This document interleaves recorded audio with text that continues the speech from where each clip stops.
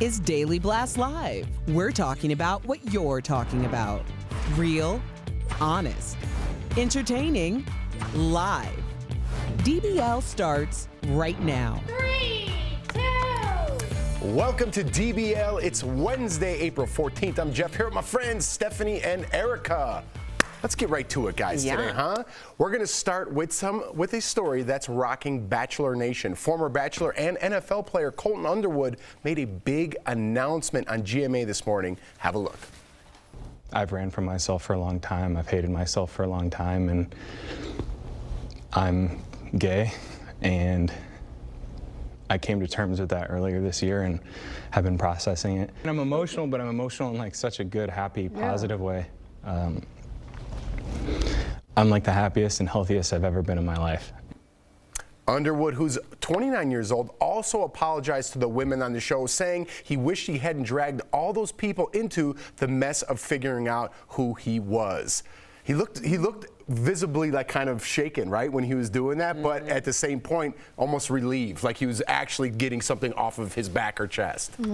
Yeah, I felt really excited watching this interview because you see someone in very real time for the first time say it so publicly, this is who I am, I'm a gay man. And for people who are watching this who maybe don't understand why this is such a big deal, because a lot of people are like, well, okay, he's gay, what's the big deal? It's the story for me, like that he grew up in, you know, it was a conservative Catholic household. This was the way that he felt that Christianity, for God, it was a sin. And it was so deeply embedded in who he was that he would have rather not been on this earth at all than to admit that he was a gay man. And all of the situations that he put himself in so publicly, like, was almost like a way of forcing himself to live his most truthful life. I just think it's a great story. And I think a lot of people are going to be emancipated by it. Yeah. Yeah, I mean, I think he's definitely been on a real roller coaster, like you said, with his background and then all the labeling that he had as being the virgin bachelor, and it kind of makes sense. Maybe he wasn't sure what he wanted, who he was, you know, and obviously all the things that you said about his Catholic upbringing and everything. So, you know, we've got to put all that into play. And then he did go on and have a relationship for over a year and a half with Cassie, which as I'm sure we all know, didn't end well with him getting a restraining order and everything else. Not great. But again, maybe that's all part of him finding out, like, who he is, like, what he wants, and having to deal with all of that, you know, and feeling probably very isolated and alone. And I can only imagine what it must be like to be the face of literally one of America's biggest franchises, right? Like, huge, the face of Finding Love and then Virgin, and having your news put everywhere and having to feel like you've got to play that role because you're trying to find yourself and hope that that is you. And gosh, I can't even imagine, like, the past couple of years for him has been very difficult. So I hope he has all the happiness. And you could see, like you said, you could see him, you could like, see him like shaking. It was tough, but at the same point relieved, almost all in the same clip. Amazing. Yeah, you know, I can't imagine, like, you guys could not like me for me, but at least I am who I am, right? Imagine living a lie that you can't tell anybody about for all the 29 years, right? That's got to be heartbreaking in its own self. And then, like you said, be the face of Bachelor Nation, right? I'm glad he did apologize, though, to the women on that show, right? Because it was a dead-end road at the end of the day. But I'm glad he did apologize. But I don't think he even knew that, though, really. Yeah, it's also very relatable. It's very relatable. There are so many people, I mean, based on the fact that we're even having to have this conversation about how oppressed and suppressed the LGBTQ plus IA plus community, like, it's been such a concerted effort to make sure that those voices were censored, that the rights were not the same. And now we're having these conversations, and a lot of us are like, yeah, whatever, but it's not whatever. There are people who are, you know, older, who have lived their entire lives a lie. They have always been known that they were homosexual, and they have never come out, you know, because they were so fearful of what would happen to them. So his story is not new, and a lot of people are going to see themselves in him. And there's a documentary coming out too. I believe cameras are starting to follow him for a docuseries. I would like the Bachelor Nation, seeing as everything's getting mixed up right now. We're seeing different hosts trying out. What if we had the gay Bachelor and he was the first one? I don't see that being far off, to your point. I don't see that being far off down the future at all. All right, let's move on. Actor Hank Azaria is apologizing for voicing Apu on The Simpsons. Last year, Hank stepped down from voicing the character after more than 30 years. He faced backlash over the fact he is white and the character is Indian. The 2017 documentary, The Problem with Apu, looks at how some Indian Americans thought the character portrayed a negative stereotype about Indian people. Speaking on the Armchair Expert podcast, Hank said he took time to educate himself about structural racism and is sorry for being a part of the problem. Let's have a listen. I was unaware of how much relative advantage I had received in this country as a white kid from Queens. I didn't think about this stuff because I never had to. Yeah. And there were very good intentions on all of our part, and we tried to do a funny, thoughtful character. And just because there were good intentions doesn't mean there weren't real negative consequences to the thing that I am accountable for. All right, so what do you guys think? Do you think he's accountable for playing that character, or do you believe the writers should be accountable? Both. Both, yeah. Yeah. And it's okay to say, hey, I did something. At the time, I didn't realize what the ramifications of that were. My intentions were actually good. However, now that I know better, I am doing better and taking accountability for my role in this, because this is a lot deeper, especially for the voiceover community. It's very easy to black voice or brown voice. And the issue is for black and brown voiceover actors, they only get called for the roles for urban voice. They're looking for a certain type of intonation.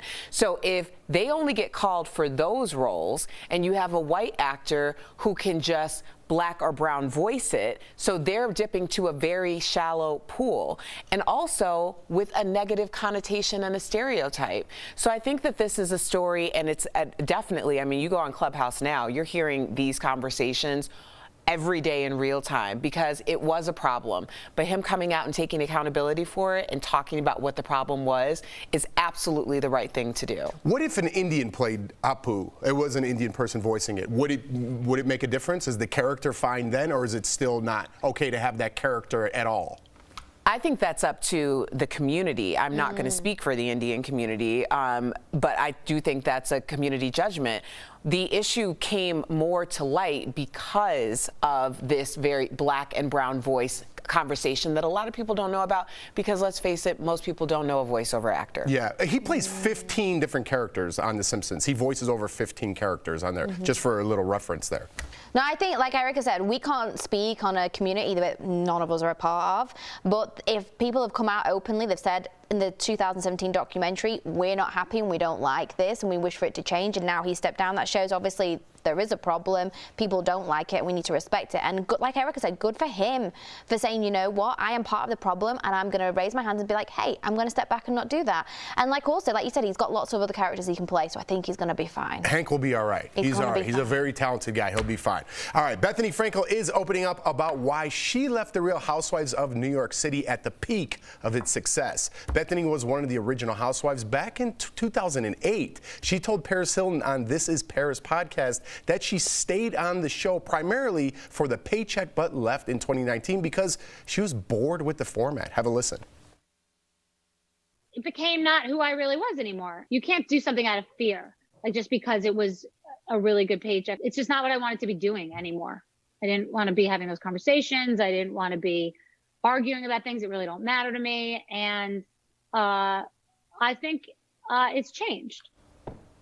Erica, you just got to take this one. I thought she left way earlier than 2019. Well, she did, and she came back. Oh, and the check was substantially more when she came back. That makes sense, because I was like, wait, I feel like she's way gone. All right, go ahead. I think what Bethenny Frankel did is really the smartest business decision way of navigating a Housewives or any type of reality show franchise. You want to get on there when you actually need the exposure and you need for your brand to be promoted. You want to expand your brand, and then when the money from that reality show is no longer of any substance to you, then you can make your move. And that's exactly what she did. I call it the blank boy model, because you know there's always these very, what we call them, you know what I'm talking about, where you're like in a relationship for something specific, and then once that's done, you move on. That's what reality TV should be, and she navigated it perfectly. To put it more daytime television, it's a stepping stone. Well, we're night. Right? But I like your version better. Yeah, we're at night. I like your version better. I like your version. Do you like what she's doing here? I mean, she's a success. I think fair enough, and I think I don't watch The Real Housewives. I know it's Eric. But as a businesswoman. But I think as a businesswoman, I respect it, and it makes total sense, of course. And I'm sure any one of us on this panel would do the same. If I won, let's say Bethenny Frankel, I don't know how much she's worth, 200 million maybe? Oh, skinny? easily. Easy. If I give me 200 million, you ain't seeing me here tomorrow. I'm telling you. All right, coming up on DBL, actress Mayim Bialik, from her breakthrough role on the iconic movie Beaches to her comedic character on TV, she's telling us all about it. And forget love in this club. What about fake money in this club? Did Usher really leave phony tips? Stephanie tells us what up in What Up Wednesday.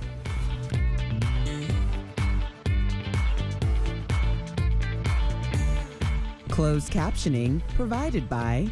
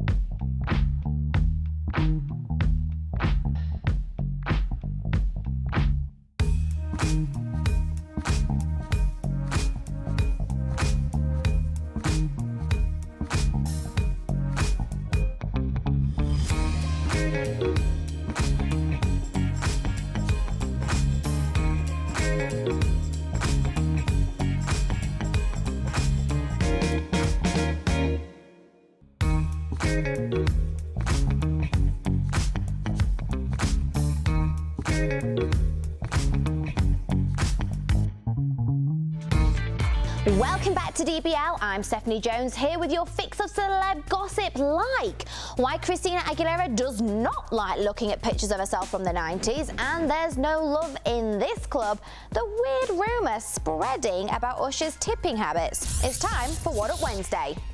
First, let's head on over to our What Up World map to visit the Biebers in Los Angeles. Justin is this month's GQ cover story. The 27-year-old singer is opening up about their first year of marriage to his supermodel wife, Hailey. And apparently, it wasn't all rainbows and butterflies for the newlyweds back in 2019. Here's what's up. Justin blamed a lack of trust for their marriage issues. Not from Hailey, but from Justin. He tells GQ he walked on eggshells around his wife because he was afraid to be vulnerable after his past relationships. But don't worry, believers, because we've been assured that Hailey and Justin are still going strong. And we're staying in Los Angeles because Christina Aguilera is making headlines like it's 1999. The singer is on the cover of Health magazine, where she admitted to not looking at photos of herself from the 90s. This might be a surprise to fans who remember Christina's huge success in that decade.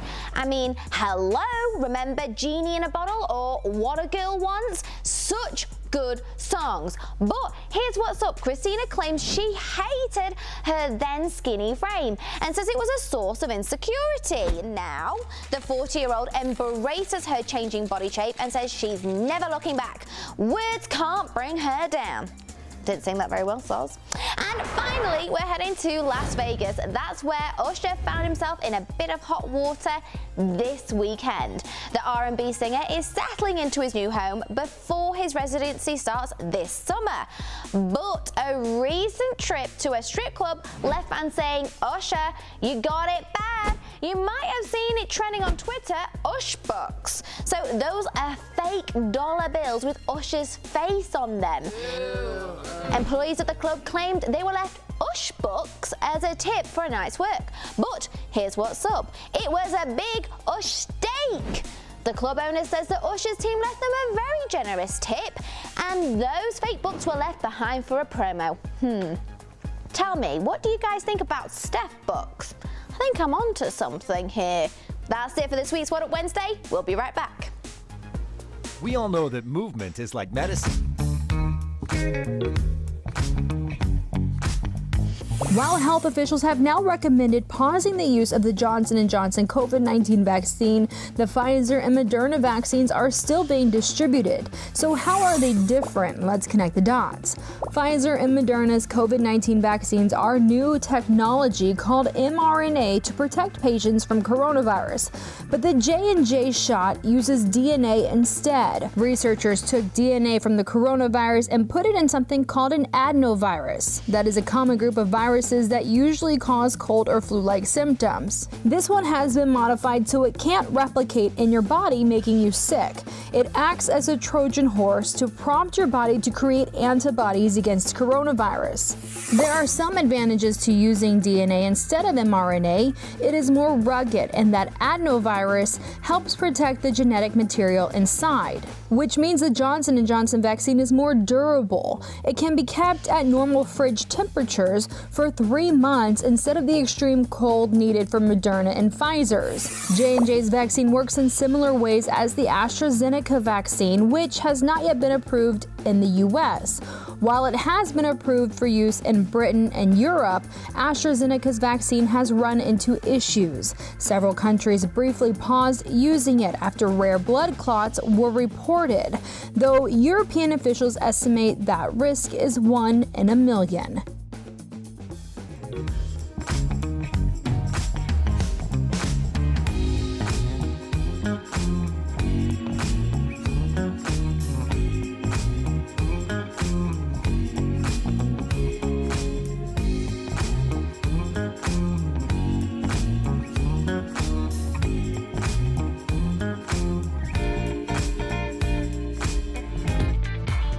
Welcome back to DBL. Actress Mayim Bialik got her big break in the iconic movie Beaches and has since starred in the sitcoms Blossom and The Big Bang Theory. Now she has a new show and a new cause, all about cats. Tori and I spoke with her earlier in today's Chatting with the Stars.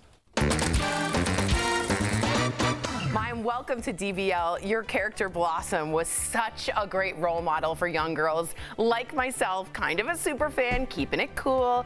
Where do you think Blossom would be today? I don't mean to be a downer first thing in the morning, but we felt that with things like the Black Lives Matter movement, she would have been like, yes, I will be on the forefront of this. Totally. We felt like she'd really be a trailblazer like that. I think so too. Or at NASA. I could see Blossom at NASA. Speaking of that, you played a neuroscientist on The Big Bang Theory, right? Or NASA, right? But you actually are a neuroscientist in real life. And I know there's a famous clip that we're going to be playing that shows when someone underestimated you or didn't know that on the red carpet. How many people, not that you aren't a genius, but how many people think that you can solve calculus at the drop of a hat? I actually was trained in calculus for several years. Yeah, I'm a neuroscientist, so you may not have known that. And I just have always wanted to ask you what you felt in that moment when they were like, are the words hard to pronounce? And I know you used your real textbooks on set. That's how real it was. Yeah. I'm used to people assuming that I don't know things or that, I can't really be a scientist. So that was a very funny moment, but I love that it got turned into something that, a lot of young women have said, I felt so empowered by this when really I was just like, oh, this happens all the time. Wow. So speaking of being smart, Mayim, you're going to be guest hosting Jeopardy. So now the question for me to you is, if they offer you that job permanently, would you take that job? Would that be something you'd be interested in? I mean, that's a dream job. And I have to say my experience, I did 10 episodes, was an absolute dream. My brain really works the way that show works, meaning I'm constantly thinking about things, saying things. You have to be very quick on your feet and have someone in your ear being like, cut to commercial, do this. I loved it. I love that pacing. So I'm very excited for my episodes to air, because I hope that people will appreciate the kind of host that I was, and really trying to do honor to Alex Trebek as well. Should we continue this interview, but all of our questions be in the form of an answer? Yeah, I have one. I have a good one. That's good. That's good. Please no. All right, let's try it. I'm gonna try it. Okay. What is the new show Call Me Cat on Fox about a single woman who runs a cat cafe? What was attracted to the character, Mayim? Oh, that was terrible. That was bad. But I think she knows the answer. No. Tell us all about Call Me Cat. Well, I play an owner of a cat cafe. I'm a cat person in real life, and actually also excited to talk about ProPlan Live Clear, which is sitting next to me and next to my cat. So I'm generally a cat person, but I've also partnered with Purina ProPlan to talk about the first and only cat food that reduces cat allergens for people who are sensitive. So that's an unbelievable life changer for me. And there's something called the Live Clear Challenge, which you can take at proplanliveclear.com. And within 3 weeks of feeding this to your cat every day, on average, you see about a 50% reduction in cat allergens, which for someone like me who has a boyfriend who is sensitive to cat allergens, it's really been a life changer for us. Before we go, your breakout role, I don't know if anyone asks you about this, but like we weren't going to let you go without asking, was playing a young Cece Bloom. It was Bette Midler's character in Beaches, and it was an amazing role. And I just wanted to know, what do you remember about working with an icon like that? And what do you remember from working on that film? I was 12 years old when I worked on that, so it was a minute ago.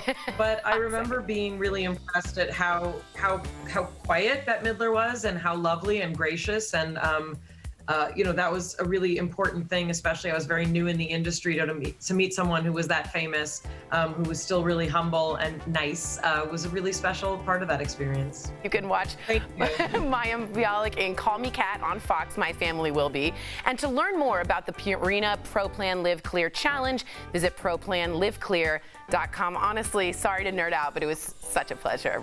Such a pleasure. We'll be right back. Promotional consideration is brought to you by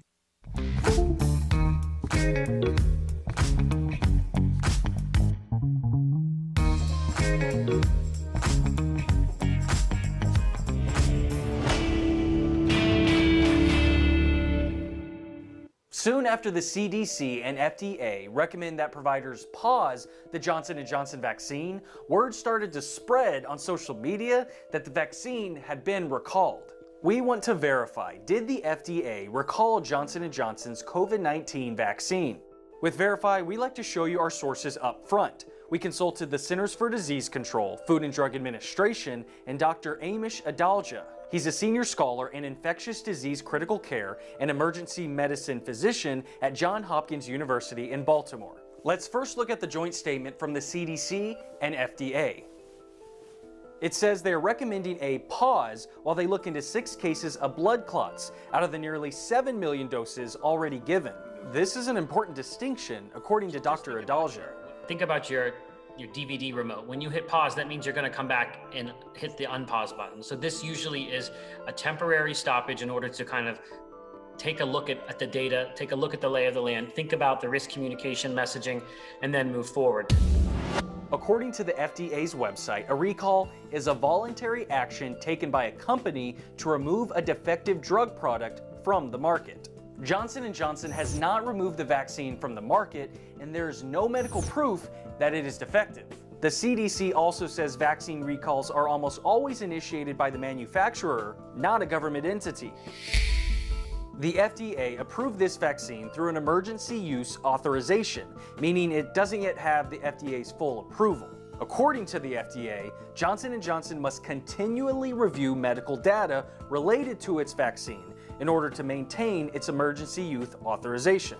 And that's the reason we know about these 6 cases. You have to remember that when you do a clinical trial, you're studying maybe tens of thousands or hundreds of thousands of people. That's very different than when you're putting a vaccine into hundreds of millions of people. Now, there's no confirmation yet that the vaccine caused these blood clots. Scientists from the FDA and CDC will work together to see if there's any possible links moving forward.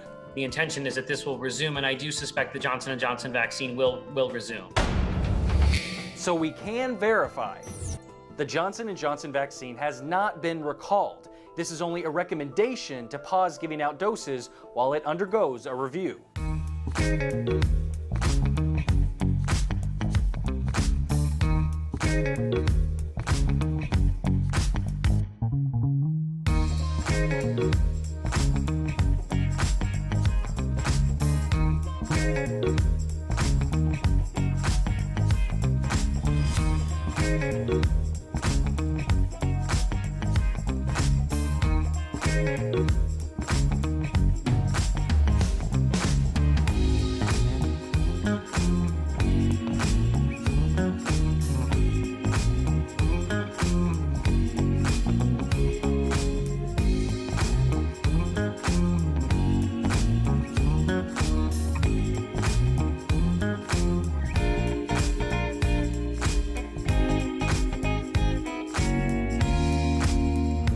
Welcome back to DBL. It's time for a security alert sponsored by LifeLock.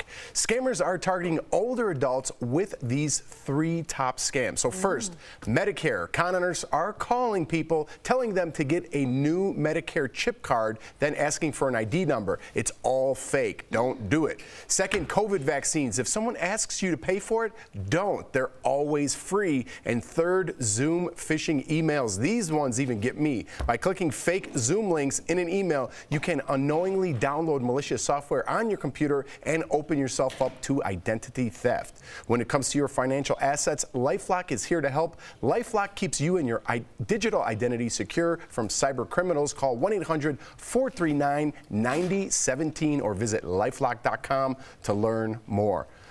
I get those emails all the time, like fake PayPal, fake Netflix, click on this. I mean, I'm aware of them now, but some people aren't, so it's good that we mention it. I always get them from like Apple or Netflix, and then I just click on the email address, and then it'll say something completely different at gmail.com or 19Catherine52 That's a good AOL.com, and you realize, oh no. That's a very good tip. That's a very good tip. Yeah, that's what I do. You know what else you could do? Get LifeLock. Yeah, that's what I did.